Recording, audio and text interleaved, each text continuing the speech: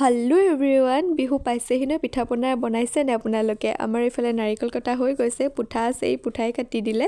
তাৰ পাছত আমি গ'লোঁ শিৱসাগৰলৈ, লগৰ আৰু দুজনী গৈছিল। বেছি সোনকাল হৈ থকাত পুখুৰী পাৰতে অলপ টাইম ৰ'লোঁ। তাৰ পাছত খাবলৈ বুলি কোৰ্টৰ ফ্ৰণ্টত এখন ৰেষ্টুৰেণ্ট খুলিছে, কোৰ্ট ভিউ বুলি, তালৈ আহিলোঁ।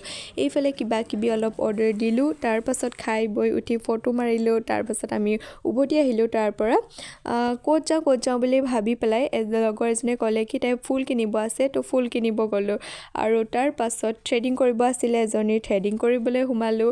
এইফালে তাই থ্ৰেডিং কৰি আছে, থ্ৰেডিং কৰি মেলি হোৱাত এখন ট্ৰেড ফেয়াৰ হৈছিলে, তাত সোমালোঁ। তাৰ পাছত আমি এনেই আৰু খোজকাঢ়ি ফুৰিছিলোঁ। আইচক্ৰীম খাম, ঠাণ্ডা হ'লেও।